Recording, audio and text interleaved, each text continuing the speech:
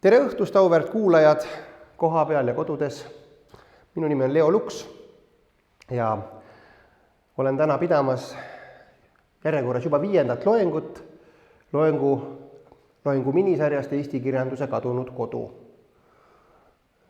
Õnnitlen teid jätkuvalt Eesti raamatu aasta puhul ja loodan, et olete vahepealsel ajal nii mõnegi eestikeelse raamatu läbi lugenud ja juba saabunud soe ilm seda hoogu ei pärsi. Alustuseks heidame võib-olla jälle meenutava pilgu meie loengusarja plaanile, mis on, võiks öelda, senimaani küll edukalt täitunud ning loodame, et kõik läheb hästi ja ka viimane loeng paari nädala pärast saab plaanipäraselt peetud. Ja nagu juba välja öeldud ja plaani pealtki näha, tänane märksõna on isamaa vajadus. Ja ka mõned põhilised autorid on siin siis märgitud, kes tõlgenduse alla satuvad, aga julgen öelda ja ette kuulutada, et neid autoreid tegelikult on rohkem kui algul plaanitud ja selline kirjandusnäidete vaatlus saab olema täna hästi mitmekesine. Ja sellele aega reserveerimaks olen ka üritanud teoreetilisi mõtisklusi väga kompaktselt kokku tõmmata, vaid mitte nendesse liialt süveneda. Nüüd niimoodi märksõnaliselt võrreldes on see tänane teema natukene imelik või teistsugune ja seda ta ka on. Tegelikult sellest isamaa vajadusest kirjutasin ma veel enne, ajaliselt siis kõige esimese artikli, enne kui Eesti kirjanduse kadunud kodu ja sellele järgnevad arendused kirja said. Tähendab muidugi meie esimeses ja teisel loengul vaadeldud sellised üldteoreetilised artiklid olid veel varasemad. Aga siis iga kord olen näidanud oma asjakohaste kirjatööde loetelu ka. Täna siis peamine allikas, millest tõukudes olen loengu üles ehitanud, on siis sama märksõnaga, sama pealkirjaga isamaa vajadus 25 aastat hiljem. Selline artikkel, mis, etteruttavalt võib öelda, võrdleb Hando Runneli ja Sven Kivisildniku luulet ja selle võrdluse teeme siis täna ka läbi. Ning ka Juhan Liiv on tähtsal kohal.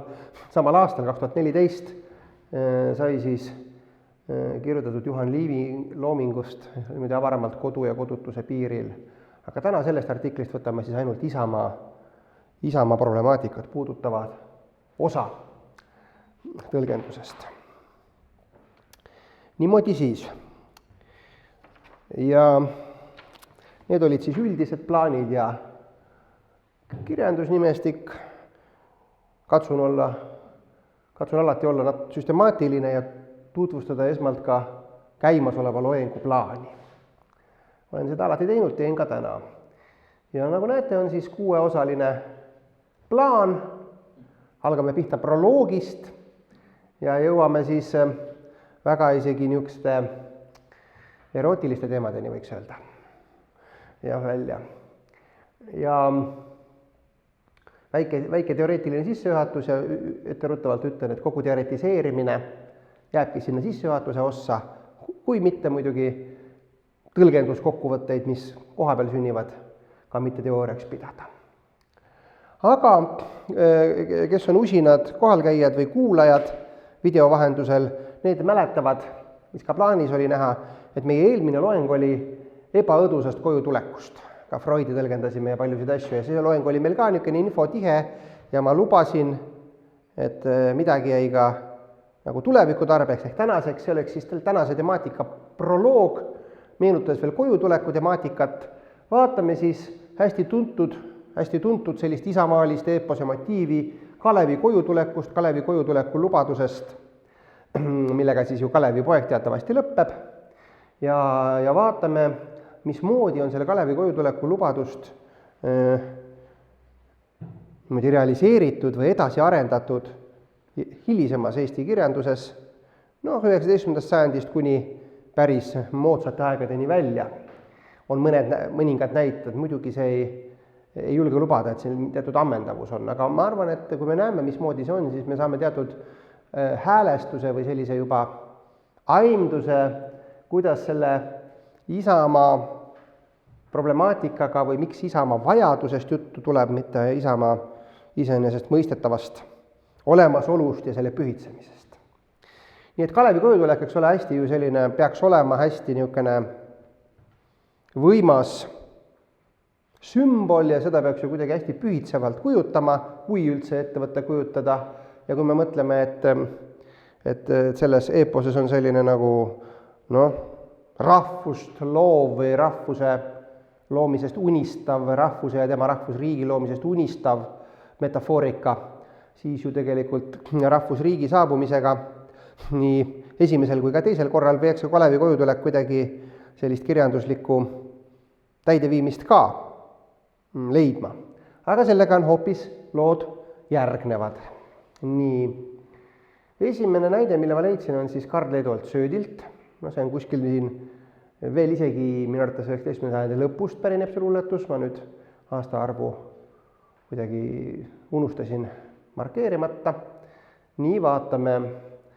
Siin on siis selline nagu väikene eksam. Rahval on nagu väike eksam siin korraldatud, kui näete siin luuletuses. Näete, mis ütlen, kui Kalev kord koju jõuab ja aru pärib ja seletust nõuab. Ütle, et oleme sortsidega sõidelnud, oleme elu ja surma peale võidelnud. Ja kui tema küsib, mis mõõgaks ja ammuks sul oli, mis päästvaks lunastajaks sammuks, siis näita talle kätt, mis kaitsed ta nõder ja ütle, et mõõgaks meil põllu peal ader. Ja näete, heroiline situatsioon hakkab juba kokku vajuma. Ja kui tema näeb, et mul küürus on selg ja orjuse älilt ei kao veel nälg, siis näita, kuidas mõisateel tore tõld, kui sõitsvad roosid ja lokkab seal põld. Ja kui tema küsib, mu rahvas, miks põed, kuhu jäänud on paljud su vennad ja õed, siis näita sa ida ja lääne poole ja anna nad kõrgema saatuse hoole. Ja kui ta siis nõuab, kuidas mõtled sa nüüd oma elu seada, mis on sinu püüd, siis tõota, et endale oled sa truu ja kodu sulle kallim kui miski muu. Nii et ühesõnaga, et näete, Kalev tuleb koju niimoodi, et hakkab oma rahvast eksamineerima ja ei saagi aru, eks ole, teatud tõotusega see küll lõpeb, aga sellised heroilised ja sõjakad toonid siin kaovad ära ja pigem ikkagi see selline raske vaevaline saatus tuleb esile, mis on rahvast kandnud, läbivalt olnud. Nii, Kalju Lepik. Eelmisel loengul oli palju meil pagulasluulet, täna eriti palju ei ole. Lühike luuletus, mõru mõte. Laene mulle kannelt, vanemuine, mõru mõte mõlgub meeles. Kui kord Kalev koju jõuab kappast koduõlut jooma, oma lapsi üles pooma.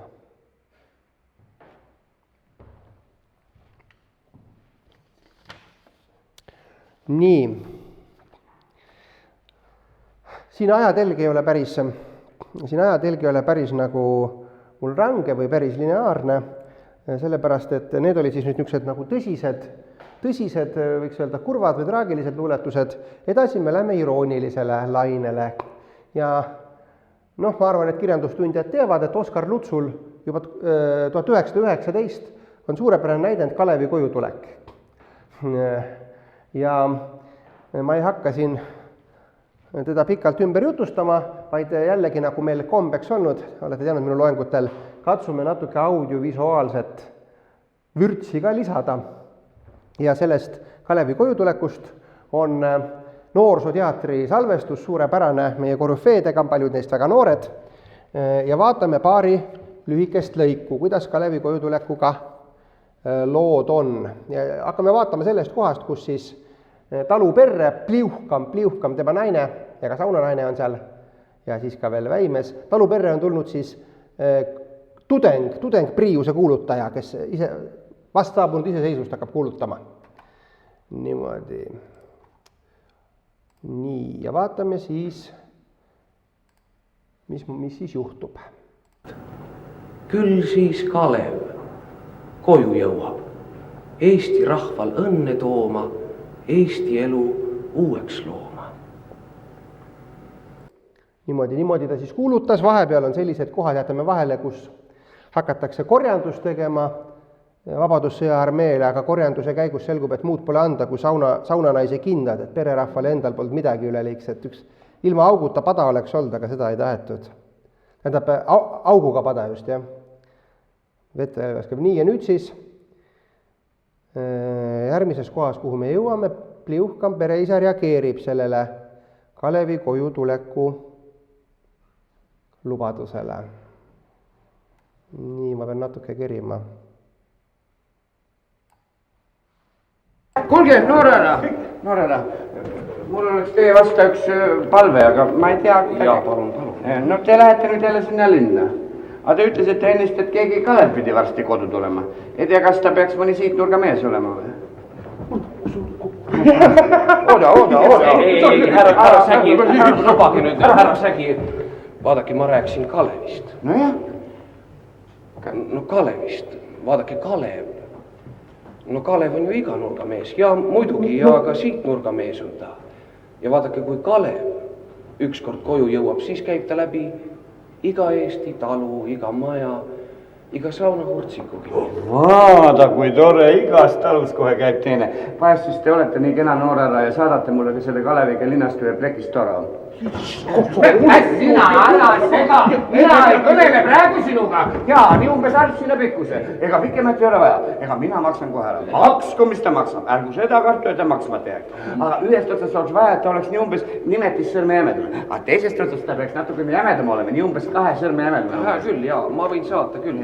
Kui mitte muidu, siis meie Eesti postiga. Jaa, nüüd juba meie oma Eesti postiga. Aga mis tast siis postiga saata, kui ta üksiti siia pole tuleb? No hästi, jah.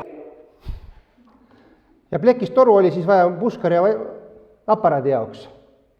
Võib ka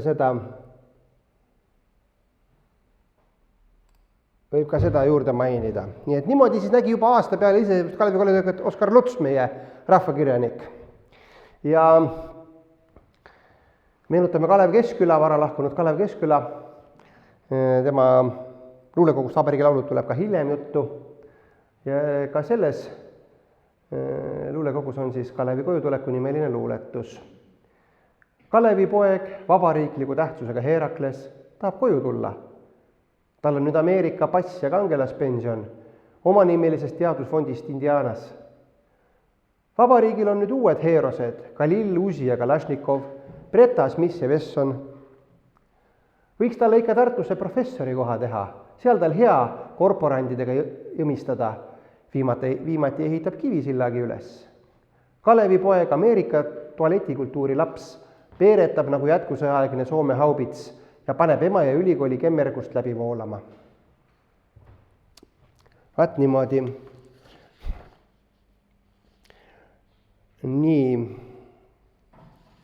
Ja Kivisildniku Kalevi pojast Toomas Mahlas tuleb hiljem juttu, sest see tegelikult ei rääkinud Kalevi kojutulekust. Siis ma ei tea, kas noorem põlvkond on kursis, et on selline Kalevi poeg 2.0, selline hästi lõbus, no sina pole nii noorem põlvkond, aga olete kursis, eks ole, selline Kalevi poeg nagu tänapäeva popkultuuri radadel ja see lõpeb muidugi ka, nagu Kalevi lõppe veab, aga ükskord algab aega, mil saab vabalt laenu võtta, lausa tagasi maksmata.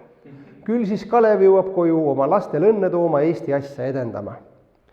Nii. Ja üks teksti näide, ei 2 näidet on veel, aga nüüd ühe järgmise näite tarbeks ma kutsuksin esile üllatuse esineja, nimelt üks uurimisobjekt oli ise tänast loengut kuulama tulnud, tule astu lavale, enne kui ma ette panen, loodame, kas tema mikrofon on siis selgitatud, näete, tunnete ära, see on kontra ja kontral on ka Kalevi kojutulekust üks luuletus, näed, sa ei pea peas, sa siis pikemalt. Ja. Pealkiri ka on oluline, Toomas Hendrik Ilves, Eestist on saanud e-riik tänu okupatsioonile. Läänemere kaldalt vaba Eesti ükskord leiti, kellel polnud isegi kontot tehtud reiti. Tuli Zdanov, ütles Eesti, teid me ei okupeerigi, kohtleme teid hoopis hästi, toome teile e-riigi. Võite ss.sr-i kohe sisse logida, vaenlasele ülistusi, lubame teil blogida. Aga mõne aja järel Stalin maha laideti, topelt klikiti, seejärel recycle pinni heideti. Läks veel mitukümmend aastat, Kalev koju jõudis, Windowsi Euroopasse Eestile downloadis. Stalini recycle binnist Kalev välja kallas, vuntsid olid pisut sassis, temast sai Siim Kallas. No näete. Rõõmust on kõik, aitäh autorile. Jah. Nii ja siis siin astus lavale Naki põlvkond, temast tuleb loengul veel korduvalt juttu. Ja lõpetame selle ülevaate Kalevi kojutulekust siis põlvkonnakaaslase Olavi Ruitlase versiooniga, mida on siis viisistanud ja ette kandnud kaasvõitleja Aapo Ilves. Nii et ma jällegi, ma paneks teksti ka ette, aga ma lasen laulu käima, et ei peaks ise ette lugema. Nii. Aga ükskord algab aega, mil ma tulen mootorsaega läbi Kadrioru pargi, lõikan kada tarvis hargi, roidan mööda võsaääri, hiies ohverdan pasknääri, meriväljal leiboriste tapan läbi linguviske, ema jõkke suubub niger, kõigest kogetust saab siiber, kuni Kalev kolgib siili, saatses enne Hiina piiri, ostab presidendi pere, Islandi ja Surnumere, küllap ükskord hing saab päiksed, valge kitli pikad käised.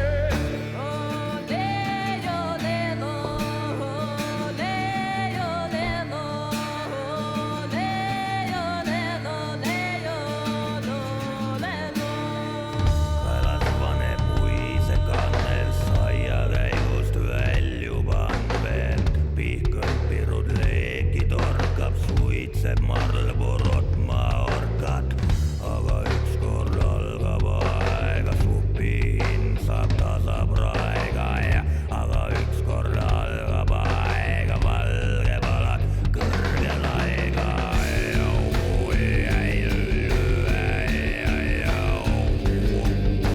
Nii, no saite ülevaate. Nagu te nägite, siis muusikul oli siin oma tõlgendus ja päris järjest luuletust ei lauldud, vaid niimoodi juppi siit ja teise sealt. Mis me siis võime näha? Kalevi kojutulek, üks tõsine asi, kui ta oleks tõsine asi, siis ta on traagiline asi ja kui teda traagiliseks mitte teha, siis ta on üks naeruväärne asi või üks selline nagu Oskar Luts juba, ühesõnaga ta on üks hea lähtekoht nalja viskamaks nagu kontrolli või siin on Ruitlasel juba, eks ole, päris sellised vabad assotsiatsioonid meie tänapäeva elust. Nii, see oli siis proloog ja nüüd jõuame alles sissejuhatuse juurde. Sissejuhatuse juurde, et mismoodi siis see Isamaa meie kodususe, kodutuse temaatika ja skeemiga üldse haakub, et sellest on paslik loengus ääres rääkida. Ja tegelikult nagu väike mõttetöö ja uurimustöö näitas, haakub väga hästi ja väga niimoodi loomulikult või mitte sugugi punnitades. Nii et kui me sissejuhatavatel loengutel rääkisime, eks ole, inimese maailma kogemuse jagunemisest kodu- ja võõrilmaks, loomulikust jagunemisest fenomenoloogias, siis muidugi kodumaal on seal väga loomulik ja tähtis koht. Ja nüüd ma mõtlesingi siin muuhulgas ka seda, et on loenguid peetud, aga tahvlit on väga vähe kasutatud, et katsuksin täna teha tahvlile ka siis ühe suurema skeemi. Ja vaatame seda koduilma ülesehitust ja laienemist selliste nagu sfääridena väikese niisuguse skeemi alusel. Ma nüüd ei ole mõõtnud, loodan, et mul ruumi jätkub. No hakkame pihta kõige kesksemast, ütleme, kõige kesksemas on see mina ise, kui ruumiliselt seda kirjeldada, siis minu enda keha. Ja nagu me teame, see kehakogemus võib olla ka selline problemaatiline, eks ole, kui miskit püsivalt valutab või et ei pruugi sugugi omas kehas olemisega inimene rahul olla, eriti tänapäeval on sellised probleemid suured, aga siit hakkab siis pihta, noh, järgmine sfäär, ma teen sellised nagu, siin tegingi valesti, tegin pideva joone, need on eks ole sellised üleminekulised või sellised hägusad need üleminekud, on siis võiks öelda, noh, eks ole, mingisugune privaatruum, oma tuba. Oma tuba, Virginia Woolfilt teame sellist esseed, eks ole, et see on väga tähtis, et see sul oleks, et sa midagi omaette saad või mingisugune privaatne omaette ruum, eks ole, ega suurtaludes ju, kus oldi pead jalad segi, siis ikka suveks tüdrukud said minna aita või lakka või et oli ikka omaette ka, kus keegi sai siis õitsilegi tulla, eks ole, mitte kambris seal pead jalad, ikkagi sellised, eks ole, asjad ka. No, järgmine sfäär olekski siis kodu. Kodu selle sellises nagu tavakeelelises tähenduses. Mis see kodu muidugi nüüd olema peab, eks ta võib erinevat laadi asi olla, paradigmaatiline sellises rahvuslik mütoloogilises kujutlemises see kodu võiks muidugi olla talu, eks ole. No kui ta on talu, siis ta muidugi, eks ole, talu ei piirdu ju selle, muuseumideski olete käinud, talul on ju mitmeid hooneid ja siis on kindlasti need talumaad või vähemalt kasutusel olevad maad, eks ole, see juba avardub. Aga noh, võib-olla on ka näiteks korter. Vaat kui korter on, eks ole, siis võib küsimärgi panna. Korteri kodususega oli meil siin ühel loengul juba Jüri Jüdi tsiteerisime üksi korteris ehk kodus, eks ole, kodumaal ja kõik oli väga kurb. Või kui me oma viimast loengut siin ette reklaamime, siis võiksite lugeda seda Ene Mihkelsoni romaani Korter, ühiskorterist, kus nagu väga niimoodi nagu imelik on kogu see koos viibimine ja niimoodi. Nii, kodu. No siis on mingisugune, võiks öelda, naabruskond. Naabrus, lähim naabrus avardub, eks ole. No lähima naabruse paradigmaatiline troop on muidugi küla, eks ole, teate, Rajaka legendaarset laulu, kuni su küla veel elab, elad sina ka, eks ole. Ja? Maa hommikus me näeme seda küla, aga noh, mõni arvab, et kogu Eesti selline on, aga kui ringi reisida, nagu Juhan Liiv tegi, siis me selleni peagi jõuame. Nii, aga noh, eks ole, mingi selline lähim ja hästi tuttav naabruskond. Aga muidugi see ei tähenda nüüd, et see kõik on niivõrd alati idülliline. Eks ole, siin kodus juba võib ka, kodus võib toimuda koduvägivald, võib-olla on keegi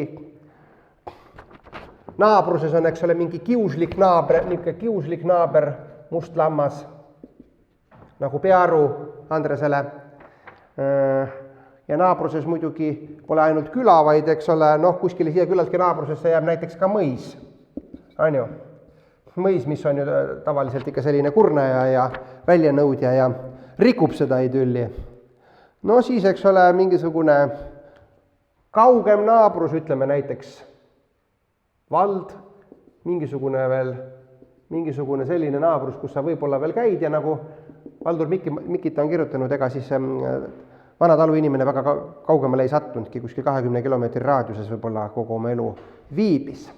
Ja nüüd tuleb siis muidugi ju meil kõige olulisem tasand kodumaa. Kodumaa, sõna kodu on siin ka ju sees, kodumaa, eks ole, antud juhul meil siis näiteks Eesti. Et kuidas see siis tekib?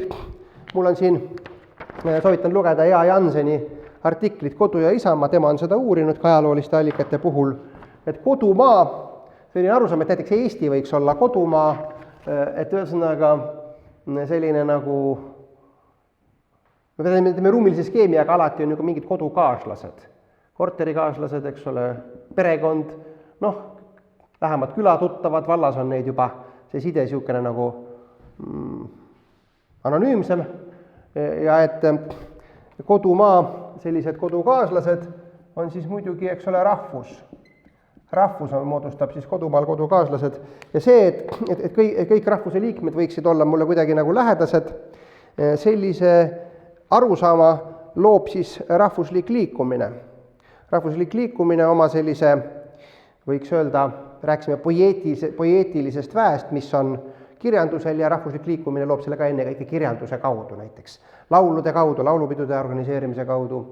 Et seda võiks siis öelda, et me nagu Ea Janson on kirjeldanud, et me laiendame seda kodu mõistet või sellisest loomuliku kodususkogemust, laiendame sellisele avaramale kogukonnale, no me ei tunne ju eestlasi, kui palju me neid ikka tunneme, aga et eks ole, me oleme mingis mõttes rahvuskaaslased ja noh, kuskilt võõra inimesega sa muidu rääkima ei lähe, aga kui sa kuskil näiteks Ameerikas või kuskil, ütleme, Hispaaniaski kohtad teist eestlast, siis võib-olla paar sõna vahetad ikkagi kohe nagu kas või keele, ühise keele põhjal, eks ole, ühine keel on muidugi siis ka hästi oluline tunnus meil siin kodumaa ja rahvuskaaslaste ülesehitamiseks ja kuidas see ühine keel tekib, ega ta iseenesest pole tekkinud Eestis, me ju teame, on palju murdeid või noh, ei tohigi öelda murdeid, võru keel, eks ole, tahab juba olla, on võru keel ja setu keel ja eks see ühine keel tekib ju keelekorralduse või teatud sellise organisatoorse kirjakeele kujundamise käigus, mida ajalugu on näiteks Eestiski palju uuritud, kuidas piiblitõlkid ja kõik on seda teinud, et siis nagu selline kujuteldav kogukond kodumaa moodustab, aga noh, muidugi nagu me teame ja nagu rahvuslikud jõud meile tänagi ütlevad, ega siin on ka ju, noh, siin on, eks ole, võõrad. Ei ole ainult oma rahvuseks, et siin kodumaal on võõrad, siin on migrandid. On ju niimoodi? Jah, väga viimase rahvusliikumise puhul mäletame, et migrantidest ju ka lauldi ja ega siis nad praegugi kuskil kadunud, et siin on ka nagu, et ükski tasand ei ole nagu selles mõttes idülliliselt puhas. No kuidas edasi areneb see? Siis on mingisugused tuttavad naabermaad, tänapäeval me reisime palju ja Lätis võib ju käia igaüks, kas või veepargis või sinna kontra käib seal tihti, eks ole, kirjanduslikes asjadeski, aga see ei tähenda, et naabermaad alati muidugi meiega sarnased, vaid sõbralikud on, siin on tilk tõrva meepotis, siin on ju Venemaa, eks ole. Vene naaber ja igavene problemaatiline praegu ja mäletate Johansonidel oli see laul, et lükkame lahti selle Maarja maa. Parem triivime kuhugi ei tea kuhu, noh, soojale merele, et saaksime olla sellest naabrist eemal. Näiteks, noh, eks alatoon oli selline juba ka ju. Naabrid, no ja siis on üldse meile kultuuriliselt sarnased maad, võiks öelda lääs. Ja paneme tähele, et kui me oleme siin Euroopa lääs, no Euroopa kõigepealt Euroopa ütleks, ja ma kiirustasin ette. Kõigepealt on Euroopa, et meil on ju Euroopa Liit ja oleme eurooplased juba õige ammu, eks ole, Lennart Meri meile ütles, ja siis kogu lääs. Ja paneme tähele, et need ruumid, lääs ei tähenda, eks ole, võib-olla Austraalia on meist hästi kaugel, aga ta on meile võib-olla lähedasem kui ütleme Valgevene. Selles mõttes, et ta on lääs, me lähme sinna, me ei karda, et keegi meid seal võib-olla kuidagi kiusama ja vangistama hakkab näiteks, eks ole. Noh, ja siis, mul saab nagu skeem täis, ütleme, lähme siis nagu seda liini pidi mõistlikult siia, siis on ju kogu maakera, kogu oma, eks ole, kogu oma kirjavate kultuuride ja see on juba meile kaunis võõras, eks ole. Sinna, kui me juba reisima läheme, siis me peame ettevaatlikud olema. Ja muidugi siis on ju, noh, siis on teised planeedid on kuskil. Miks me seda mainime? Ulmekirjandus on ju selle sfääri avanud juba paarsada aastat, et teised planeetidelt, eks ole, põhiline ulme süžee juba maailmade sõja Walesist peale on see, et seal teised planeedid on ohtlikud ja vaenulikud, et sealt võib tulla, noh, põhiline film on see, et sealt tulevad mingisugused kindlasti prussakad või mingid hästi koledad vallutajad võivad tulla, eks ole, et sellega tuleb olla hästi ettevaatlik ja kuskil on siis kogu universumi hüpoteetiline nii-öelda maailma horisont, mida on palju ka filosoofias analüüsitud, mis ka nii-öelda pelutav on, nii metafüüsiliseks me ei lähe. No vot, ja siis sellisel skeemil, nagu me näeme, kuidas koduilm laieneb rahvusliku loometöö või nagu avardumistöö tegemusel ja kuidas see saab siis teha, nagu Ea Janson on analüüsinud, niimoodi, et me kasutame koduilma intiimseid troope laiendaval määral, näiteks kodumaa, eks ole, või isamaa, Koidula oli Eideke Eesti ka näiteks oli, vaatasin just üle, ja et on emakeel, eks ole, perekondlikud troobid ja sellise ühise kogukonna loomine ja tihendamine, rituaalne taasloomine, näiteks laulupidu tuleb ju varsti nüüd, eks ole, mida on ju uurijad ka niimoodi käsitlenud, see kõike seda siis muudkui seda tasandit loob. Nii et selles mõttes on meil täiesti õigustatud rääkida isamaast või ütleme, tähendab kodumaast Eestist ka meie kodutuse uuringute käigus. Ja nüüd siis sellelt väikselt, mitte nii väikselt, vaid tervet tahvlit täitnud skeebilt liiguksime tänase loengu põhiväite juurde. Nüüd, jah, Eesti kirjandus, ütleme, rahvaluulet kõrvale jättes, Eesti moodne kirjandus formeerub sellisest rahvusliku liikumise algupärast ja sellest tuleneb üldine nõue kujundada Eestit teatud pühalikus või sellises ülendavas võtmes. See nõue kehtib üldjoontent siiani, kui me kujutama hakkame. Nii et seega ma ei hakka täna väitma, et see isamaa vajadus või isamaa mingisugune niisugune negatiivne kujutamine on valdav, ta on pigem selline harv ja erandlik, kuid nii et see Eesti halvustav kujutamine on peaaegu tabu, võiks öelda, mitte muidugi ainus tabu. Kui me siin meenutame, eks ole, näiteks Kenderi kohtuprotsessi on ka teisi tabusid, aga ta on peaaegu selline tabu, ta ei ole igal juhul hea maitse. Aga ometigi leidub 20. sajandist kuni tänapäevani mõningaid väga olulisi autoreid ja väga olulisi tekste, kui me vaatame, väga tuntud tekste. Need autorid, kes kujutavad Eestit negatiivses võtmes Eesti tasandil siin asumise kodutust. Nii et jah, kui skeebilt veel öelda, et siis tegelikult siin seda kodumaad, seda võiks nimetada siin, võiks öelda pühaks tsooniks. Püha tsoon, eks ole. Tsoon on muidugi niisugune vangla mõttes ka, aga et ütleme, küll ja küll oleme vaadanud, kuidas kirjanduses kujutatakse siin koduilma kitsamates sfäärides igasugu ebamugavusi ja probleeme. Päris maailma tasandil, maailmas viibimise tasandil jällegi, ka juba Anna Haava ja kõik sellised varasedki autorid, Ernst Enno ja kujutavad sellise maailmas viibimise kodutust ka päris palju. Aga selles isamaa tsoonis, et seda hakata kuidagi nagu õõnestama, sellist kirjandust on ikka Eestis niimoodi võrdlevalt rääkides vähe. Aga ma siiski ei arva, et see, mis ma teile siin esitan, on kuidagi marginaalne, sest vaatame need autoridki, kes mul on siin plaanis välja kraamida, on hästi olulised. Ja nii mõnedki tekstid on hästi olulised, me hakkamegi vaatama siis nüüd seda, võiks öelda Eestit negatiivse märgina ja see esimene selline vaatlusviis on mul siis laenatud Hasso Krullilt, kohe jõuame tekstiviiteni ka. Aga kõigepealt ma meenutan teile Eesti kõige kuulsamat karikatuuri. Jah, see on perestroika tingimustes muidugi kontekst, eks ole, sellega tuli suur pahandus, ma ei mäleta, kes seal peaaegu et lahti lasti, seal Sirbis ja Vasaras või igatahes parteikomitees oli kõvasti käimist. Mis aasta see on?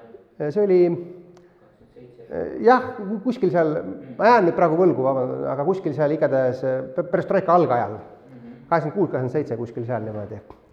See on kerge uurida. Priit Pärna sitta kah, eks ole. Ja nüüd siis võttes inspiratsiooni Hasso Krulli 90. aastate ettekandest, mis järgmisel slaidil on ka viidatud, vaatame siis, millised on Krulli poolt välja valitud paar näidet, kus Eesti kui negatiivne märk või tema negatiivsus kõige tugevamalt esile tungib. Ja võikski öelda kõige paradigmaatilisem tekst siinkohal on Juhan Liivi Eile nägin ma Eestimaad. Ja see on tekst, mille juurde me siin loengu lõpu pool tagasi pöördume, näeme, kuidas see on inspireerinud ka uus- ja taastöötlusteks, tervet plejaadi moodsaid autoreid, aga siin on alapealkiri Raudteel veel, mille ma praegu jätsin toomata. Eile nägin ma Eestimaad, Raudteel on siin alapealkiri, näete. Kõik te tunnete seda luuletust ju, eks ole. Eile nägin ma Eestimaad, nägin hurtsikuid saunasid, nägin bagaaži ja paunasid, väljal kivivõsa aunasid. Eile nägin ma Eestimaad. Eile nägin ma Eestimaad, lagunud talumajasid, kui rammetuid rajasid, kadaka lepavõsasid, eile nägin ma Eestimaad. Eile nägin ma Eestimaad, põõsastikud ja võsad kõik, soikumise ja näotuse paik, vaimuilni hämaras vaik, eile nägin ma Eestimaad. Nii et jah, niimoodi siis Juhan Liiv nägi, aga kui nüüd rääkida, mida ma uurisin selles Juhan Liivi puudutavas artiklis Juhan Liiv kodu ja kodutuse piiril, mul on see kaasas ka, see loomingu number, laseme materjale ka ringi käima, siis ka Liivi kohta ei saa väita, et ta oleks nagu läbini negatiivne või läbini sellist kodutuse kogemust tuletav autor, vaat lihtsalt sellel Eestimaa tasandil on need asjad niimoodi nagu kurval kombel. Liivil on tegelikult väga sellist, kuidas öelda, sooja ja sisseelamuslikku loodus, see looduskeskkond on tema jaoks nagu kodusem, ka nagu teatud perekondlikud, side emaga hästi tugev, et ütleme, me võime seda tõlgendada, muidugi siin on sellised üldised ajastu sümbolid, eks ole, vaimuilm nii hämaras väikega, seda muidugi, eks ole ju, raudteeaknast palja silmaga näha ei saanud, et siin on ka sellised üldistused, aga mõnes mõttes võime seda luuletust isegi veel niimoodi tõlgendada, et kui raudteel, eks ole, et Juhan Liiv sõitis raudteel ja tegelikult vilksatavad mööda juba niisuguses, tolle aja kohta harjumuspäratu kiirusega vilksatavad mööda sellised võõrad, eks ole, anonüümsed maastikud,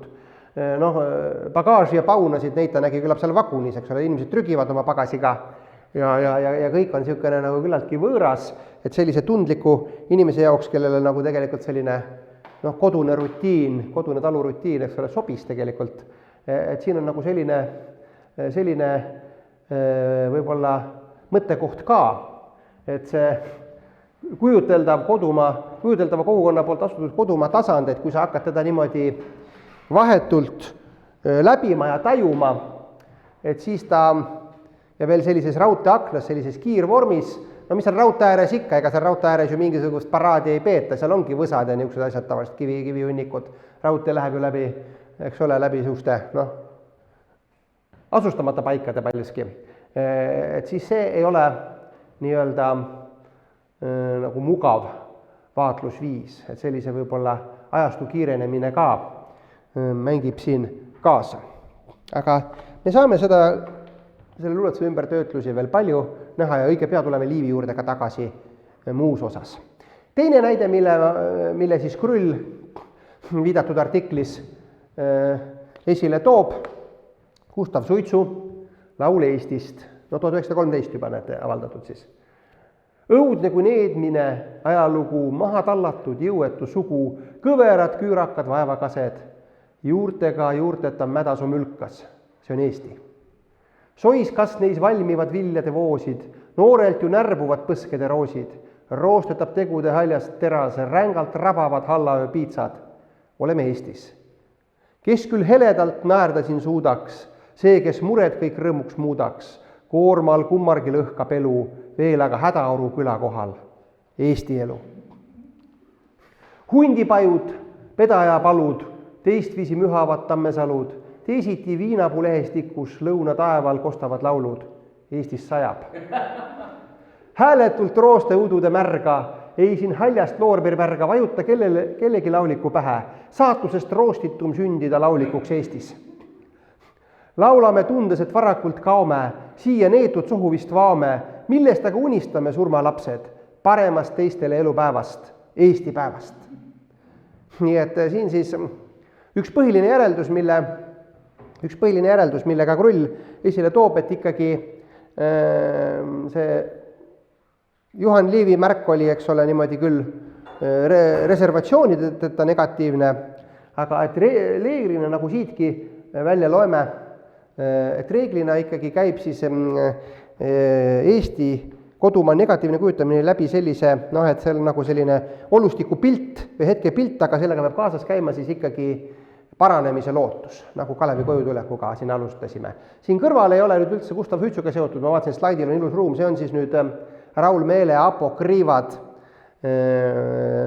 selline kunstiteos, kus siis Peeter Sauter kirjutas Eesti lippudele muuhulgas ka rumalaid sõnu, oma väikest luulet ja sellega siis ka ju, eks ole, kaevati kohtusse otsapidi aga midagi hullu ei juhtunud Raul Meelega, Eesti Apokriivad. Nii, et selline nagu tõesti, ma arvan, et Krull paneb siin tähele tõesti, kui ma nüüd natukene ka kaasaegses luules ringi kammisin, siis see ometi see süžee, et eks ole, et kui kõik on halb, siis paremat lootust me ei kaota. See on küllaltki selline standardne teemalahendus. Mul on siin mõningaid kaasaegse luule näiteid, kus seesama suitsuluuletuse lõpus nähtav skeem kinnitust või taasesitamist leiab. Noh, siis Merka ka 80. lõpus kirjutatud luuletus. Eelnevalt, see on viimane salm, eelnevalt seda Maarjamaad väga niisugustes päris robustsetes toonides kujutati, aga ikkagi lõppeluuletus nii: ära nutta mu emake Maarjamaa, küll paremad päevadki saabuvad, kui hiietammed aegade uhast, su lapsed veel tõusevad tuhast. Siis Peeter Volkonski tekst, ma arvan, kuuldu väga tuntud Siiri Sisaski esitamises, ma ei hakanud praegu seda laulu siin ketrama isegi, eks ole, selline väikene nagu muusikaline näidend oli, mis maa see on, eks ole, mis maa see on, üks salmikene jälle sellest pikemast laulust, mis maa see on, kaastunne siin on roostes häbi, südameta rind, siit põgeneda võiksin lausa joostes, kuid miski hoiab tagasi veel mind. Aapo Ilves, kus kurradi kohas ma elan, ka tuntud lööklaul võib-olla või teate viimase, küllaltki hiljutine. Ja see on siis tema viimane salm. Kurb on see laul, aga tröösti on sees, siin kurradi kohas ma elan ja küll ma ta korda veel teen. Ja kindlasti ma tahtsin mäletada ka meie võitluskaaslast kirjanduse teedel noores põlves, traagiliselt ja varakult lahkunud Vahur Afanasjevit. Temal on kohe selline pretensjoonika pealkirjaga luuletus Eesti. See on esimene salm sellest, see on pikem luuletus. Siin maal on jahedad suved, nurktänaval, kus anti lõuksi, mõned kitsad ja madalad jõed, narkomaanide kustuvad veenid ja see, mida mujalt ei saa. Tähendab, see on siis nagu korduv motiiv. Igasugu sellised argised ja isegi nagu eks ole, lõuksi ja narkomaanid, selliseid asju kordub see luuletus veel, aga see on siis nagu refrään, et mujalt ei saa. Aga see, mida mujalt ei saa, on, eks ole, ikkagi midagi nagu mingi fluidum, sest lõuksi võib ju mujal ka saada või narkootikume. Nii et eks ole ju, niimoodi on see asi võetud. Nii. Ja niimoodi Hasso Krulli kunagise tõlgenduse toel ma selle artikli ka kirjutasin, milleni me alles jõuame siin loengu käigus, loodan, et mitte liiga pika aja pärast. Nii, tuleme nüüd tagasi siis Juhan Liivi juurde. Ja Juhan Liivi luules toimub selline, kus ma teile ütlen, retooriline võte ja selline omistus tema Isamaa luules just nimelt, jah. Et Juhan Liiv, nagu, kuidas öelda, sellise lüürilise minana, kes luuletab või kes nagu luulelisi sõnumeid edastab, elab sellesse Eesti armetusse sedavõrd sisse, et ta haigestubki Eestisse, võiks öelda, või põeb Isamaa haigust nii-öelda enda peal või tõlgendab enda seisundit selle põhjusena Eesti armetust. Näete mõned näited siin 4 luuletusest, näiteks ka rohkem. Jätke mind, ei mul rahu leia rind, olen õnnetuse lind, Isamaa pean kalliks sind. Siin on see seos veel natukene niisugune nõrk, aga järgmises, näete, luuletuses on juba tugevam. Mitte igale õnneks ei antud selgesti näha, mitte kõigile õnneks ei antud selgesti kuulda, armastada palavalt Isamaad, kannatada temaga. Ja. Et see on selline küllaltki uudne minust retooriline võte, näiteks Koidula puhul, põlvkond varem, Koidula puhul ikka Isamaa oli see ainus trööst muidu sellises kehvas elus. Iga õht südamelöök sinu eest, Eestimaa, minu elu võtab ta sinu eest. Ja. Sõbrad, ei lase ma öelda, et oleks nii haige ma ja et ma terve oleks, ma seda ei ütlegi ka. Ma olen nõnda terve kui rahvas kõik minu ees, kes nõnda vigane haige, enda vigu näeb minu sees. Ja et maa ja rahvas, eks ole, et sellega on siis nagu sedavõrd samastatud, et on haigeks jäädud. Nii, ja Juhan Liivi sellisel sisseelamisel ja tunnetusel on väga võimsaid järgijaid ja kahte neist olengi ma siis oma artiklis, mis oli tänase loengu peamiseks lähtekohaks, võrdlevalt käsitlenud. See on siis Hando Runnel ja Sven Kivisildnik ja siis minu 2014 ilmus artikkel Isamaa vajadus 25 aastat hiljem, ma kirjutasin selle siis Kivisildnikule 50. juubeliks ja üritasin nende ühisjooni ja sarnasusi eritleda ja ma arvan, et tolles ajastus võis see olla ka niisugune natukene uudne või selline uudisväärtuslik tulemus, sest et ikkagi Kivisildnik ju peeti või oma varasemal perioodist oli küllaltki eksperimentaalne, skandalistlik, niisugune nagu postmodernistlik, võiks öelda, luuletaja, ja nende teekonnad ju põrkusid ka isegi kohtus, eks ole, kui Runnel ja Lõhmus kaevasid Kivisildniku tema kuulsa kirjanike nimekirja nimelise luuletuse eest kohtusse, et ta tundusid olevat vastandid. Aga ma arvan, praegu tegelikult nüüd on 10 aastat veel mööda läinud ja nagu ikka, vaadake, nagu lastelgi on, et kui on võib-olla siin 5 aastat vanusevahe, et see on see suur vahe, aga kui me oleme 30-aastased, siis see vahe kaob ära. Nende vanusevahe on nagu üha rohkem ära kadunud tegelikult, et nüüd Kivisildniku, mis ta viimase 10 aasta jooksul on loomingut teinud, see sarnasus või see Isamaa vajaduse esile tungimine on veelgi selgemalt esile tulnud. Ma lasen selle artikli ka sirvimisele, sest mul ei ole siit vaja midagi lugeda, ma olen vajaliku endale välja kirjutanud. Nii, jah, Kivisildnik ja Runnel, õige pisut siis tausta. No muidugi te teate mõlemat, ma arvan, et kes tänast loengut kuulavad. Hando Runnel, elav klassik, võiks öelda suurim Eesti etnosümbolistlik luuletaja, etnosümbolismi mõiste on siis Kajar Pruulilt pärit. Ja paljud kaasaegsed on ju öelnud või nooremad toona, et tema rahvalikus laadis, aga samas ka rahvusliku alatooni või paatosega luule, oli nagu toeks paljuski läbi 70-ndate surutise ja kulminatsiooniks muidugi siis 80-ndate lõpp, rahvuslik liikumine ja Runnel on muuhulgas ka selliseks rahvalaulikuks kujunenud, et tema luuletusi on tohutul hulgal viisistatud ja väga palju väga tuntud laule teate kindlasti kõik. Nii, tegelikult natuke juba rääkisime, Kivisildnik siis 80-90 selline mänguline skandaalne avangardist, toona tundus pigem Runneli antipood. Aga uuel sajandil on siis ühisjooned Isamaa vajaduse asjus selginenud, sest uuel sajandil Kivisildniku luulekeel on lihtsustunud, sõnum kontsentreerunud, sellist mängulist veiderduslikkust vähemaks jäänud ja ühispunktiks või ühisjooneks on ka süvenev pessimism või sellise Isamaa vajaduse jätkumine. Hulgas ka Runnelil, võite vaadata, kui te kuskilt saate, seda tasuta ei saa või niimoodi kuskilt YouTube'ist, ma ei saanud teile katkendit panna, dokumentaalfilmi Kodukäija Runnelit aastast 2009, kus siis Runnel kirjeldab, mis ta maailma asjast arvab ja muidugi veel intensiivsema võrdluse saaks, kui me vaatleksime ka, minu praegune vaatlus piirdub luulega, kui me vaatleksime Runneli ja Kivisildniku esseistikat võrdlevalt, siis me saaksime veelgi tihedamaid seoseid, aga seda ma ei ole nagu praegu suuteline, ajapuudus on ka niikuinii, aga pole suuteline praegu tegema. Ma olen küll Runneli esseistika läbi ja lahti kirjutanud talle 80. juubeliks 2018 keeles ja kirjanduses number 11, aga Kivisildniku esseistika tõlgendamine nõuaks, mul oleks vaja nagu abiautorit, see nõuab suuri retoorikaalaseid teadmisest, Kivisildnik kirjutab hüperpoolides ja troopides. Ja minul on nagu selline hariduslik puudujääk, et filosoofiat õppides retoorikat ma polegi õppinud. Seda nagu ei olnud meie õppeplaanis ja kuskil võib-olla klassikalises filoloogias oleks olnud, aga keegi nagu ei soovitanud ka ja kus see tudengki ise siis nii targaks saab, eks ole, ikka tagantjärgi alles.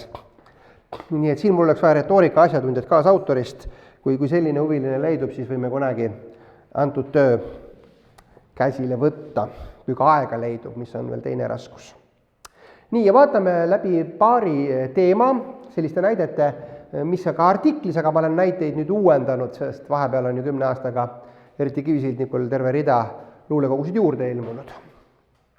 Paar sellist markeerivat teemat, kuidas see ühisjoon niimoodi avaldub. Selline üldine kahtlemine Isamaas. Ma arvan, et see esimene luuletus on küllaltki tuttav. ka ju kuskilt lauludestki läbi käinud, et ilus on ikkagi Isamaa pale, kui sellelt pühkida kõik, mis on vale. Valet me tunneme, tõesti kõik teame, ent kas just meie need pühkima peame? Pühime küll, ent kui mõtelda järgi, äkki ei jäägi siis palju sealt järgi. Eks ole. Kõik vale pühime ära ja Eestit ei jäägi. Jah, eks ole. Või luuletus Isamaa, kohe niisugune pealkiri. Isamaa, ilus on siin elada. Kõik siin kõiki tunnevad, vastamisi vannuvad. Jah, eks ole, niisugune Isamaa pildike.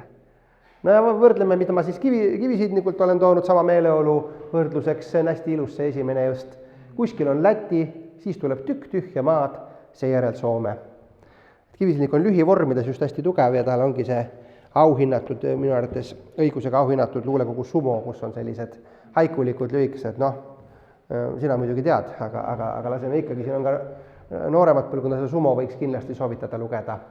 Ka selles mõttes, kui pikalt ei jaksa, et siin on ju selliseid, noh, telliseid ka, aga Sumo on tõesti lühike. Nii,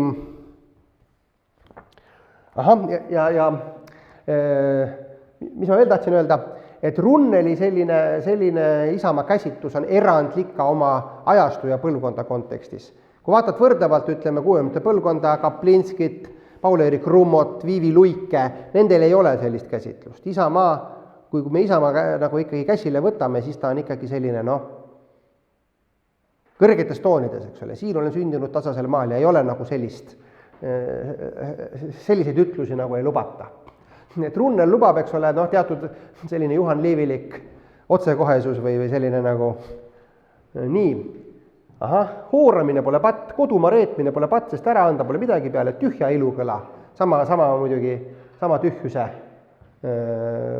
metafoor siis. Viimasemast ajast vaatan, Eesti riik ei ole sellest maailmast. Kivisidniku selline ütlus. Nii, vaata hästi oluline muidugi, selle keele me tõime tõesti siia skeemile ka, on ka öeldud, et Eesti kirjanduse, Eesti rahvuse ruum on keel. Ühisruum on, eks ole, eesti keel. Kui me mõtleme Pagulas Eesti kirjandusele, eks ole, nende ühiseks ruumiks oli eesti keel, aga Jaan Undusk eelpool viidatud artiklis on rõhutanud, et geograafiline Eesti on ka oluline. Et sellepärast see Pagulas kirjandus ikkagi, noh, olles geograafilist Eestist lahus, ta ei saanudki nagu loomulikul viisil kõiki kirjandusasju ajama hakata, kuna see lahus olemise trauma lihtsalt domineeris või dikteeris kogu seda, mida Pagulas kirjandus kirjutada saab. No päris kõik muidugi Ristikivi kirjutas muid asju ka. Nii, vaatame järgmise teema, hästi olulise teema. Mul ei olegi siin palju näiteid, sest nad on hästi võimsad. Piisab ka vähestest. Nii, eesti keele hääbumine. Vaat see Runneli luuletus perekondlik, see on nüüd kõige minu arvates selgem, kõige parem näide etnosümbolistlikust õõtluslaadist. Selle kohta on laul ka Rujal, aga seda YouTube'is ei olnud ja ma ei hakanud mujalt nagu ka ei leidnud. Kuni elab ema veel, kestab ikka emakeel. Kellel veel on isa ka, hoitud on ta isamaa. Vara suri isa mul, mis on ühe lisatul? Isatul vaid emakeel. Ema, kauaks teda veel? See on siis 70. alguses kirjutatud luuletus. Perekondlik, me võime seda Runneli biograafiaga niimoodi nagu kohe nagu võrrelda või samastada, tal isa suri varakult, eks ole, ema kauaks teda veel, ema oli küllaltki juba siis vana tolleks ajaks äratavasti. Ja aga näete ju sellises mõttes nagu kujundlik ülekanne on, emakeel ja isamaa on ka lahku kirjutatud, ma ei tea, kas tsensuuri küsimused ka siin midagi mängisid või mitte, aga me näeme, et kujundlik ülekanne on äärmiselt selge, eks ole. Kellel veel on isa ka, hoitud on ta isamaa. Aga vara suri isa mul, millest järeldub, isamaa on hoidmata. Kuni elab, näete, vaid ema keel, eks ole, ema ei ole enam kauaks ja kui tema enam ei ela, siis ema keelegi kestmine 70-ndatel, eks ole, oli niisugune, no nagu surve all või küsitav, kuidas ta nendes nõukogudelikes asjades nagu kestma või areneda saab. Kivisidnik võtab jälle äärmise ökonoomiaga kokku niimoodi nagu parafraseerides, nagu talle kombeks. tunnetasin ära, kas siis selle maakeel laulutules ei või, türa ma ei või. Arvan, sellega on kogu see meeleolu niimoodi nagu kokku võetud, et kui ma hakkaksin tõlgendama, siis mõni intellektuaal pahandaks, et ma liialt nämmutan. Nii, eestlane, kuidas on lood eestlasega siin? Noh, Runneli, siin on paar näidet, tal on selliseid torkeid omajagu, võiks öelda loomingus. Teine salm nüüd, luuletus Tume rahvas. Ühesõnaga, noh, et nagu isandad kadusid ära, esimese salmi lõpuks selgus. Ja mis siis sai? Orirahvas jäi hoopis lõata, nõutult peksupingile naatas, ei leidnud otsa, kust alata. Oli keiser, see ikka teadis, kubjas kallis sind otsale seadis, priipõlv on sandim, mis salata. Me vaatame teist, rahvas on rahvas, rumal ja arg, oleks julgem, kui poleks nii arg, oleks julgem, kui oleks tark, ainus tarkus on peks ja park. No ja Kivisildikul sama meeleolu. Minu jaoks on eestlane olla mitte ainult uhke ja hea, vaid ka väga lahe, see tähendab väga vähe. Jällegi, eks ole, parafraseeringu seos mõisad põlevad, saksad surevad, matsid jäävad matsideks.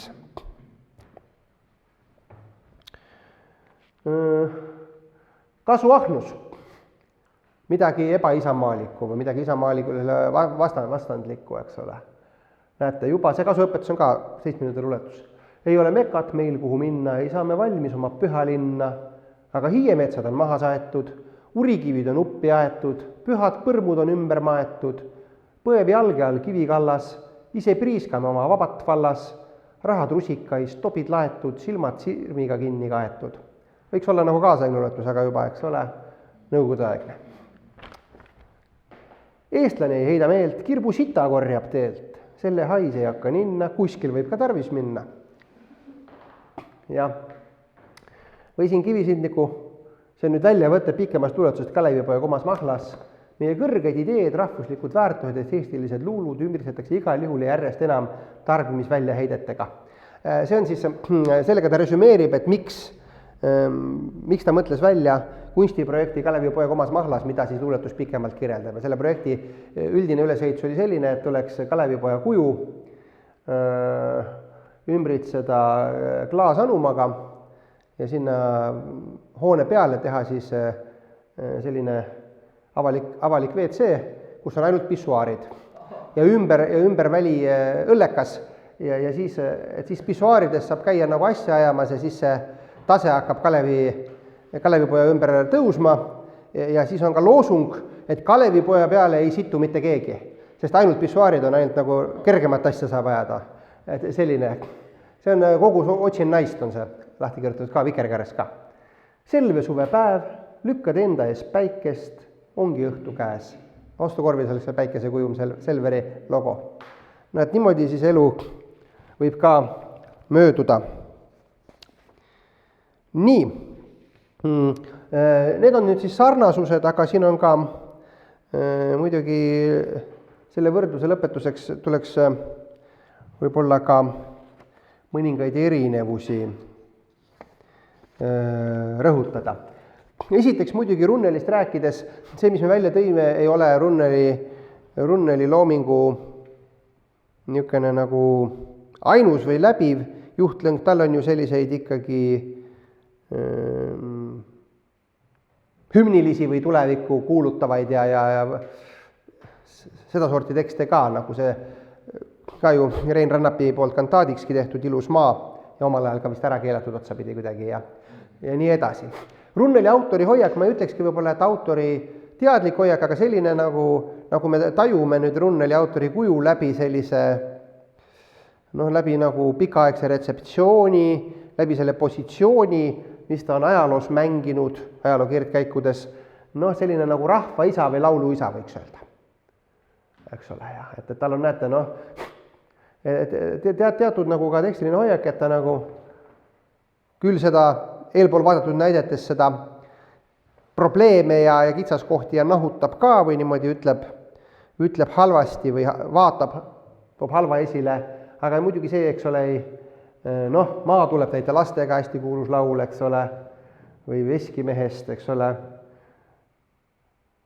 Iruvandest, eks ole, et tuleks võtta see tuletungal, mille tuglas on pillanud peost, mitte kohkuda vaenlaste hulgast, mitte ehmuda sõnniku veost. Ja nii edasi. Jah, näed, jällegi Juhan Liivi puhul vaatame nagu isamaa saatuse nagu enda peale võtmine või enda süü siinkohal. Milleski ma olen süüdi, millestki ma olen prii, isamaa mul maha müüdi, kes sest süüst on päris prii. Vanajumal vaatas päält, tema ka ei tõstnud häält. Või, eks ole, tuntud Justamendi laulust vangile ei meeldi trellid ja oma rahvaga mul meeldib olla koos. Et iga juhul, eks ole, oma rahvaga ja selle nimel. Et see võiks olla nagu see. Ja muuhulgas võib ka öelda, et kui me siin õige pealoengu lõpupool hakkame vaatlema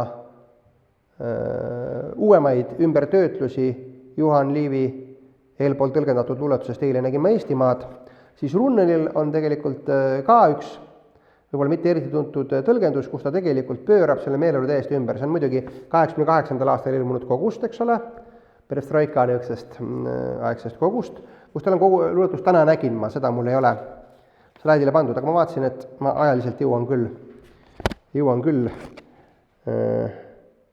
sellega ära rääkida. Täna nägin ma Eestimaad värisematute haabade all.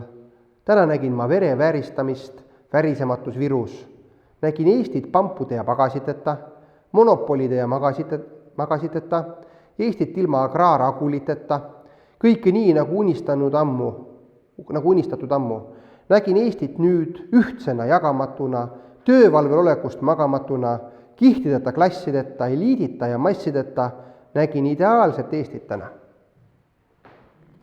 Kas siis unes või ilmselt seda pole öeldud, nii et selline ka.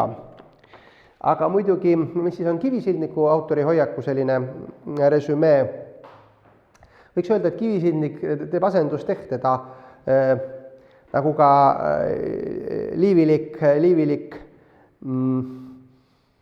kujundi loome käis, et ma võtan Eesti saatuse enda peale, aga Eestiga on lood lootusetud, et ma asun ise Eesti asemele. Ma asendan Eesti nii-öelda see, mida Eestis ja Eesti kultuuris, Eesti luules ei ole, et ma pean üksi seda siis nagu kõik nagu tegema ja välja kandma, näete. No. Mis ma teha saan, et meil kultuuri pole, ainult kirjandust. Ainult kirjandust saan teha, jah. Või hilisem näete niisugune, selliseid tekste on tal muidugi palju, aga rahva tervis on nõrk, rahva sissetulek on väike, rahva kaitsetahe on nõrk, rahva iive on madal, rahva pulss on väga nõrk, rahva anaalentusiasm on peaaegu olematu, nojah, eks ma pean siis rohkem pingutama. Nii et põhimõtteliselt, siin ongi nagu selline lihtne, võiks öelda, mul ei ole tahvlil enam ruumi, kuhu seda teha, aga võib-olla siia serva peale saan. See on nagu lihtne süllogistlik loogika toimib, et põhimõtteliselt Eesti võrdub siis kvaliteetne Eesti kultuur. Jah. Euroopa ja see lääs, sealt tuleb juba seda tarbimisväljaheiteid ja eks ole see. Nii, see on nagu esimene eeldus, aga teine eeldus on, et kvaliteetne Eesti kultuur võib öelda, et ainult mina. No ja siit järeldubki siis, et mina olengi Eesti, eks ole, nagu Päikesekuningas ütles, et mina söön riik. Et see võiks olla siis selline resümee. Nii, vaatame, et mul siin konspektid sassi ei lähe.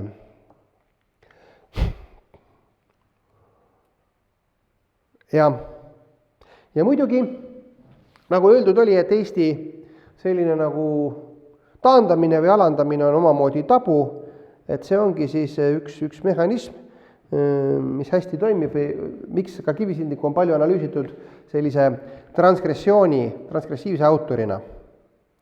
Ja näiteks Janek Kraavi, kes on kaitstud doktoritööd, tal on kohe doktoritöö koosseisus mitu artiklit Kivisildnikust muuhulgas läbi aegade.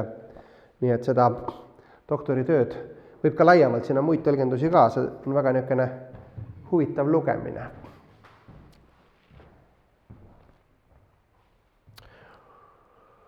Nii, nüüd jah, edasi liikudes tähendab ma muidugi oma võrdlusartiklit ei tutvustanud teile siin täies mahus, vaid selles Isamaa vajaduse lõikes, seal läks analüüs laiemaks ja võib öelda, mida ma siin pikalt ei avaldanud, ongi see, et kui negatiivsed meeleolud väga nagu peale tungivad või väga lähevad selliseks nagu valusaks, siis üks selline jällegi kujundlik võte või kujundiloomisvõte on liikuda siia kõige üldisema selle maailma tasandile, jah.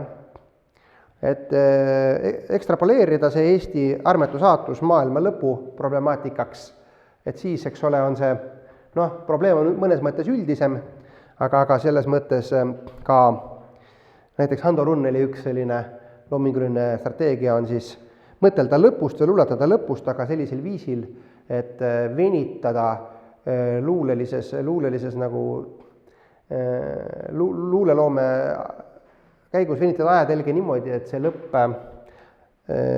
mis on vältimatu, kestab igavesti. Et ta nagu jääb tulema ja ei saabu.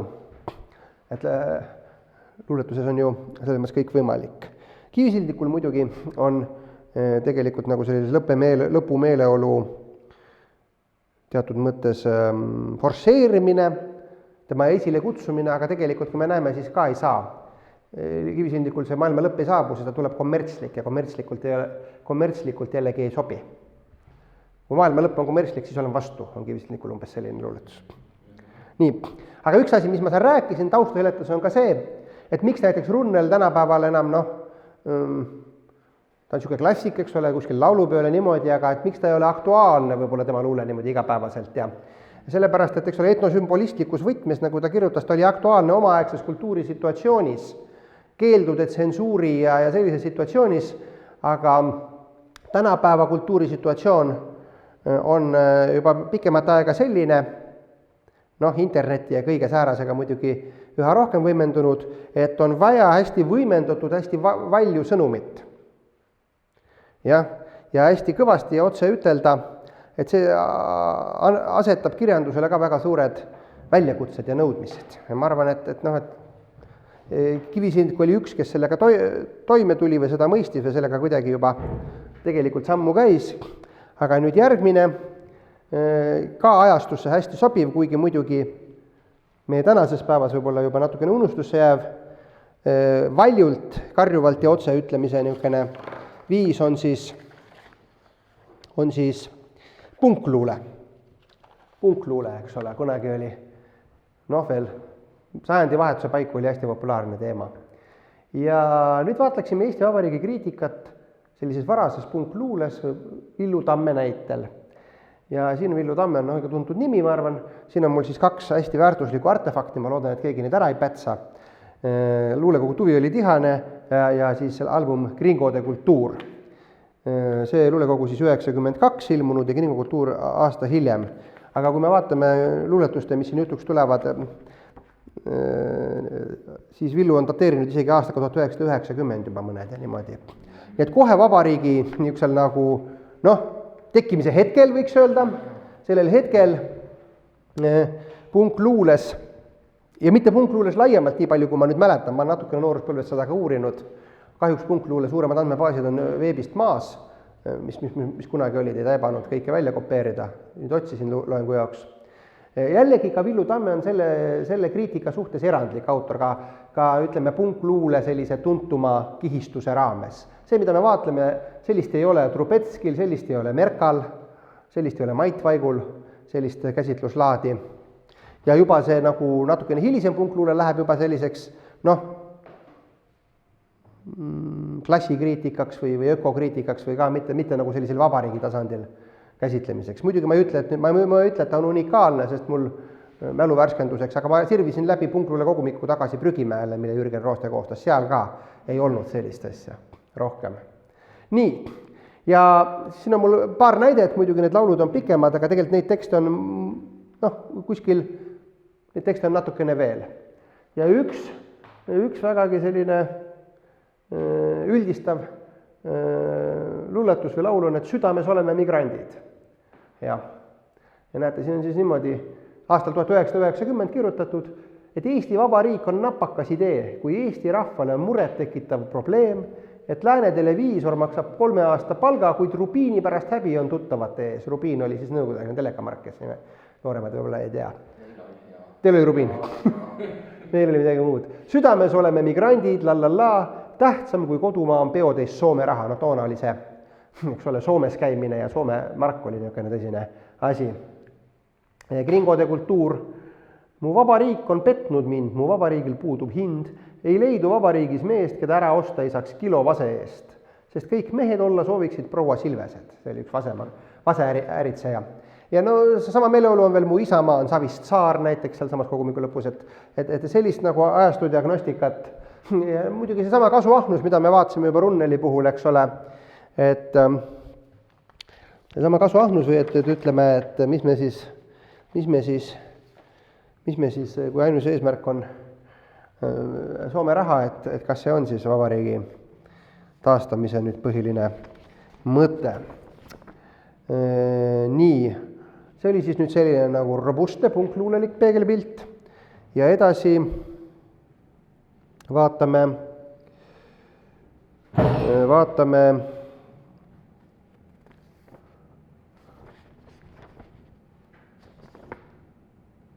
iroonilist peegelpilti. Mul kahjuks seda luulekogu endal ei ole, mul on kogutud luuletused, mida ma ei hakanud kaasa tassima. See on siis Kalev Keskküla, keda me juba korra tsiteerisime Kalevi kojutuleku raames, aga selline aastal 1998, natukene hiljem, avaldatud Vabariigi laulud, kus on siis juba nähtud, aga ühte luuletust ma tutvustan teile veel, kus on siis vastse vabariigi sellised asjad väga iroonilisse võtmes. Iroonia on muidugi Kalev Keskküla luules üldse läbiv tunnus, aga ka vabariik ei jää sellest puutumata. No vaatame vabariigi mõte, võtame kohe, eks ole, sellise väga suure üldistusega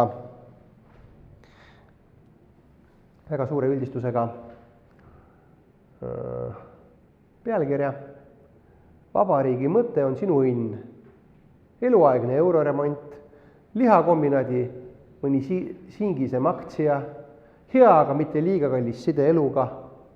Korra paar aastas vabariik nagu sõber tuleb sinu majja, pakub midagi enamat kui lihtsalt vabariik. Räägib sinuga unes nagu Freud. Ja tähendamissõnadega nagu copywriter, aga mõtleb seda tõsiselt.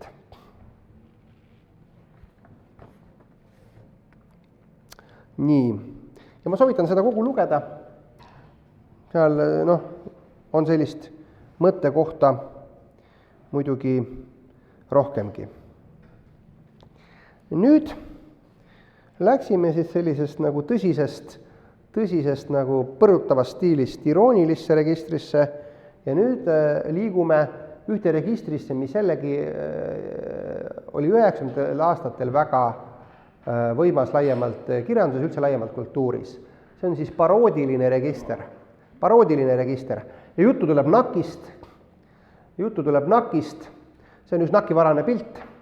Mind siin veel ei ole, sest mina veel siis polnud astunud. See on asutamise pilt mu käest. Ahah, jah, no vaata, eks ole, näete. Selline asutamise pilt. Juba tõlgendatud Kivisildnik on ju ka naki. No tema oli naki vanem liige veel eelmisest põlvkonnast. Ja muidugi tuleb juba ka, siin naklastele muidugi juba vabandada, et kuna vaadake, kui palju teid siin on, et kõigist juttu teha ei jõua ja kuna ma leidsin ühe sellise ühe vormi, mille kaudu käsitleda naklasi, siis kõigil selles vormis polnud ka teksti, aga paljudel oli. Aga muidugi nakk polnud ainus, kui te meenutate, olid sellised asjad nagu Viglasõu. Viglasõu ka ju, eks ole, seda Eesti uut elu parodeeris või siis Rock Off või Margo Vaino sellised luule, performance'id, nii televiisoris igal pool oli sellist Onu Bella, eks ole, onu Bella oli ju paroodiline autor, eks ole, kes sai kuulsaks või ühesõnaga, kuna seda peent paroodiat nagu ühesõnaga need, keda parodeeriti, ei osanud nagu solvudagi, vaid ikkagi võtsid seda tõe pähe ja maksid pileti ja plaadiraha ja nii edasi, et kuna, eks ole, oli niisugune nagu niisugused põnevad ajad. Nii, mul on selline pöördudes tagasi loengu algul tõlgendatud Juhan Liivi luuletusega Eile nägin ma Eestimaad. Vaadelgem, kuidas NAK-i liikmed siis on seda sama luuletust tõlgendanud ja küllaltki sarnaselt, ütlen etteruttavalt. Ma jätsin vahelt ära, ma ei ole teinud slaidi või ei ole teile ei plaani ette lugeda Ott Arderi versiooni, mida Ruja laulis Eile nägin ma Eestimaad. Seda teate te kõik, seal ei ole ka nagu midagi nii tohutut pinget. Nii, vaatame, kuidas siis nägid Eestimaad naklased. Alustame jälle Kivisildnikuga. Siin on nüüd välja võtta, et tal on 8-osaline minipoeem, seda ma tervikuna, eks ole, ette lugeda ei jõuaks.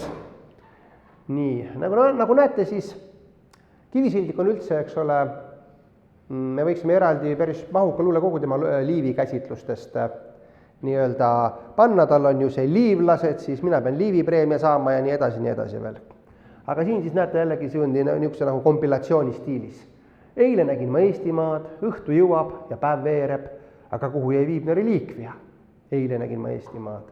Eile nägin ma Eestimaad, ükskord jah, prahvatab viimno jah, mis kogunenud salaja ja. Eile nägin ma Eestimaad. Eile nägin ma Eestimaad, põgenevaba laps, see on ainus võimalus, põgenevaba laps, eile nägin ma Eestimaad. Ja see on siis nüüd, algusosa oli nii ja lõpuosa, näete, viimane tsükkel on nii.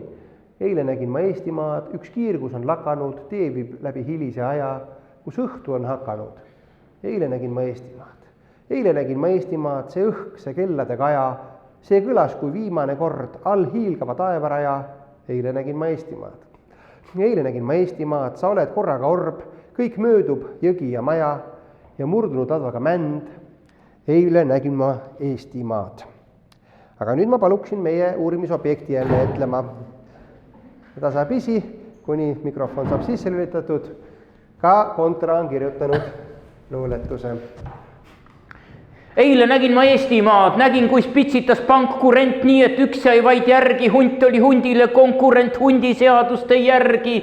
Nägin minister, kus dollareid lehvitas värvates litse, ta ei peljanud pollareid, et need paneksid kitse. Nägin, kus võideldes vähiga peale ei haige kassa, patsient enam ei ähiga, ta on jumala tassa. Nägin kodu poole, kus keerata tahtsid eidet ja taadit, aga neil ette jäi eramaa miinit ja okastraadit.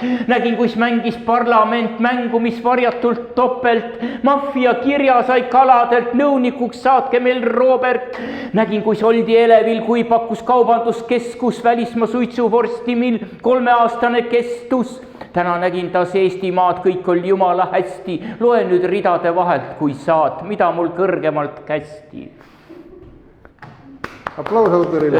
Ja tegelikult ma ei tea, kas mul siis raamatusse ei ole pandud, mul on raudselt seal kuskil algus seal veel salm, et nägin kontide saagimist, nägin, kui stopiti ahju, kellelgi anu saagimist ei olnudki eriti kahju. Aga sa saatsid ise mulle faili järelikult puuduliku?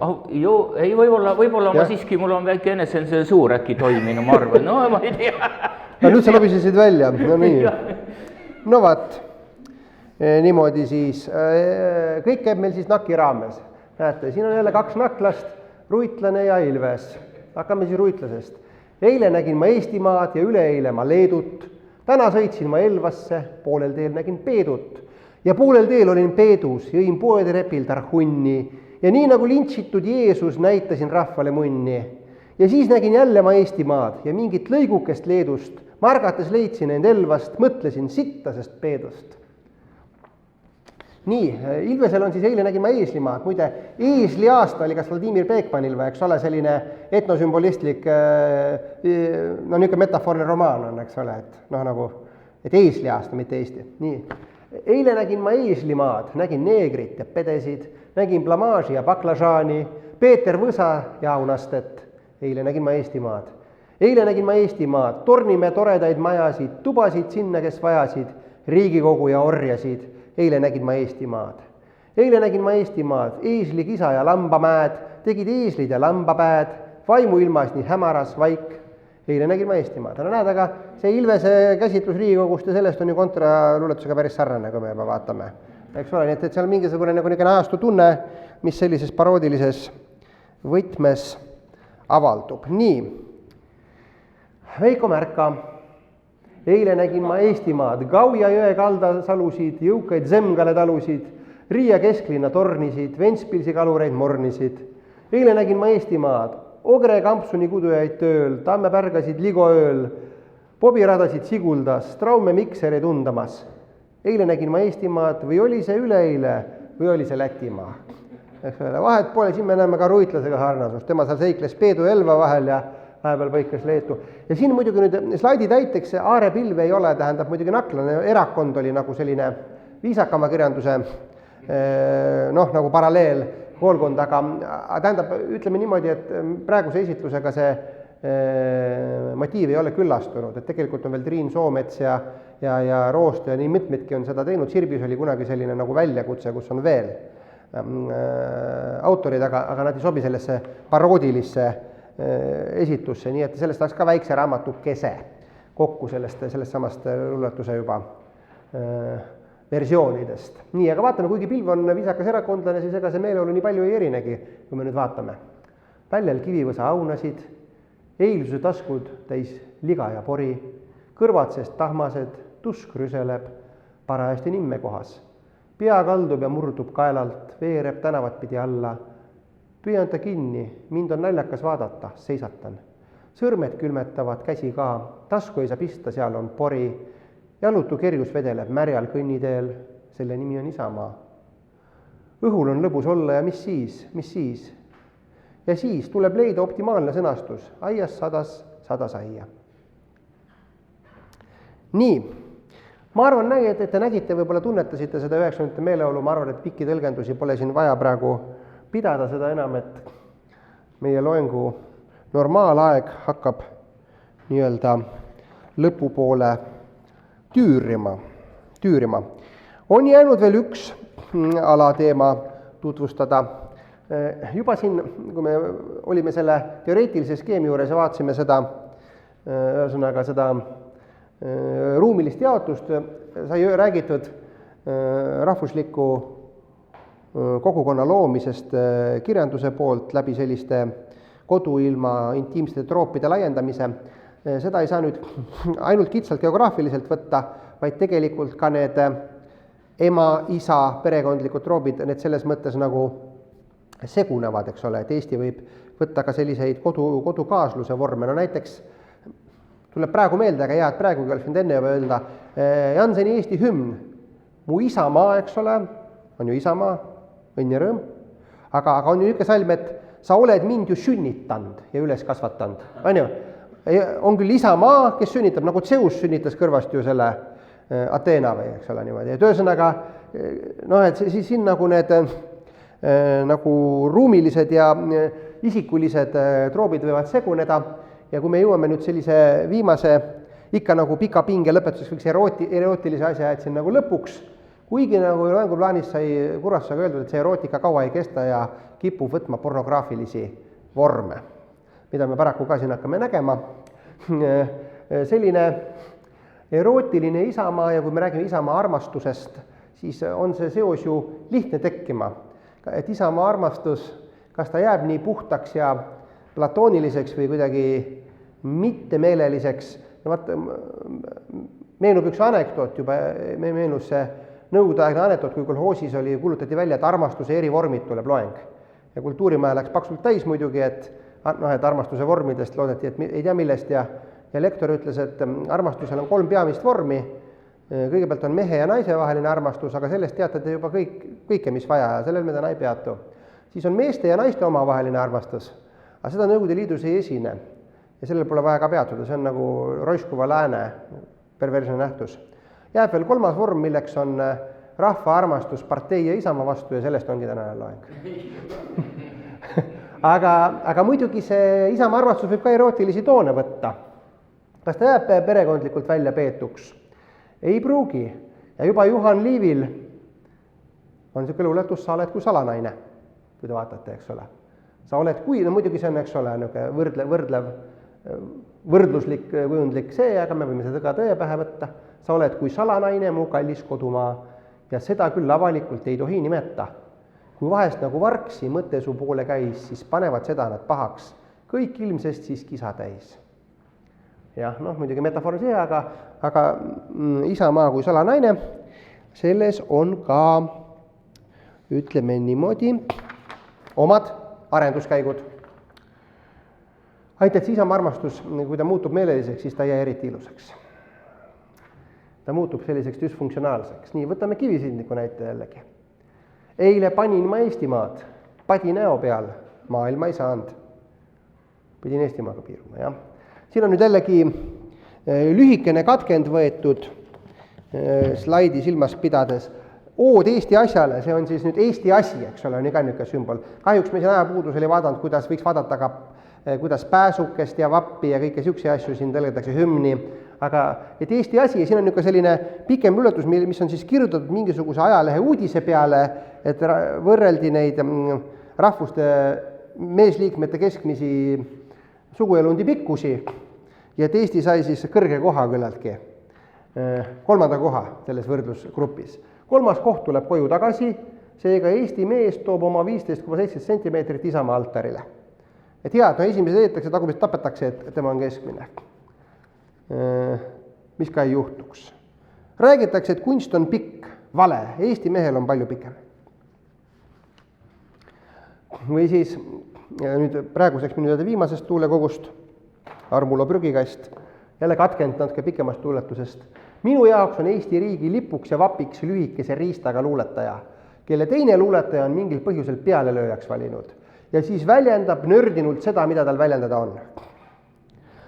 Ja kui nüüd võib mõelda, et see on nagu kivisildniku nagu, et selline armastuse kujutelm on nagu hilise, võiks öelda, mõned ütlevad marurahvusliku perioodi nagu avaldus, siis tegelikult mitte. Taava Vita, üks kivisildniku kõige esimesi selliseid sürrealistlikke poeeme, avastasin siit ka sellise väikse alamjaotuse. Taara, milline peaks olema tõeliselt taaralik Eesti asja järgi seks rahulduste küsimuses? Ja kui tihti seda peaks tegema iga üsk? Kas pole nii, et kes ei taha, seotakse raudvoodi külge kõvasti kinni traadiga ja siis visatakse Emajõkke? Taara, kas pole nii, et see, kes küll tahab, aga soovib enne võtta pastad jalast, laulatatakse samas paigas maa külge, ei laudata enne, kui lumi sulab ja ta leitakse hea, ja ta leitakse. Hea Taara, et sa oled meile öelnud, vägistamine naise häälega. Nii et see oli siis isamaa armastus nüüd niimoodi kivisildniku moodi. Aga nüüd viimast ja 3. korda kutsuks uurimusobjekti isamaa armastusest etlema. Sest ka Kontrol on omad avantüürid isamaaga, sul on 2 erinevat tuuletust siin. Ahah, ja. Mu kallis Eestimaa, pean testima, kas ikka oled truu, sa mu naerusuu. Või ehk teine kord rahustamaks pisut närve, kiimlet vastu Peipsi järve. Või ehk 3. kord tunnet mõnuvärinaid sääl, kus Läänemere lainet randuvad. Või jääb ära test, sest tean ükskõik kui palju sa võõrvetega ka ringi taidleks, sinu süda ikkagi on Paides. Jaa, ei tea, mis kuradit veel vajab, mu kiimaline kodumaa, ta mulle tagant sisse ajab, orgasmi kumbki meist ei saa. Ta märg on ainult mere äärest ja rinta lainsa karvata, vist ilma jäänud sõrves äärest ja veel ka ilma narvata. Ma temast vabaneda püüan ja välissabi loodan ka, kuid vastu enda tahtmist hüüan, vaid ilus oled isamaa. No nii, aplaus autorile. See kõik läheb Eesti kultuuri ajalukku videos. Nii et me siin ei etle tühja. Nii, ja jällegi juba tõlgendatud autorit taas esile tuues isamaa armastus Villutamme võtmes hoopis hilisemalt plaadilt, ainult planeet. See on nüüd jälle katkend pikemast tuuletust. Esimene salm, mis on kõige viisakam. Maajamaa. Neitsi Maarja nimega kord ristitime maa, aga raske on seda aktsepteerida. Neitsi ei viitsi enam hoida seda maad Jumala selja taga. Mul on üsna pohhu, aga mõnel pole ka. Mõne mehe arust käib siin pornograafia. Viimane aeg on ta ümber ristida, nii nagu tehti ühe pornolehega. ühesõnaga, kes ei mäleta, võib-olla noorem, siis esimene Eesti seksajakiri oli Maarja, aga kuna kristlikud ringkonnad pahandasid, siis muudeti Maajaks hiljem ja ilmub vist senini või? Ma nüüd ei ole kindel, aga... Jah. Samamoodi sai ju kuradi õllest sai sardik, on ju. Ahah. Jah. Nüüd on me maa, mida ma armastan, mu isamaa, maajamaa, täisväärtuslik erootika. See oli viisaka sissejuhatus, kes võib kuulata, YouTube'is on see olemas, siis milline on see sotsiaalpornograafia, siis seal hakkab väga niisugustes, kuidas ma ütlen, naturalistlikes toonides hakkab seda esitatama. Ja me oleme kuidagi väga viisakalt siiski läbi suutnud ajada siin, aga nüüd, nagu ma ütlesin, sellist, kuna ta oli selline nagu koondav ja tutvustav loeng täna, siis mingisugust pikemat lõputõlgendust ma ei ole plaaninud, ma vaatan aega hakkab ilusti täis tiksuma. Sama selle erootika lõppakordi ma annaksin ka ühele NAK-i autorile Laurito Meriloole, kes on katkendi ühest oma isamaa armastuslikust luuletusest ise sisse laulnud ja siis selle ma siis kohe nagu käivitan nüüd niimoodi, kui õnnestub. Ise sisse laulnud. Niimoodi teeme. Kus suureks käib huvitav? Kas peab suureks tegema või näete nii ka? Nii. Okei, no vaatame nii, näete nii ka, nad niikuinii on hämara. Kaunistagem Eesti kojad vikerkaare lippuga, mille all saaks Eesti pojad 11 persse nikkuda. Ühendagem lilla püüe Sodomidi armuga. Kosku võimsalt meie hüüe Eestit eest ja tagant ka. Ja ma arvan, et siin seda luuletust nii-öelda kuulanuna võiks lõpetadagi loengu ühe meie või ütleme, piirkondliku poliitiku tsitaadiga ei kommentaari. Aitäh!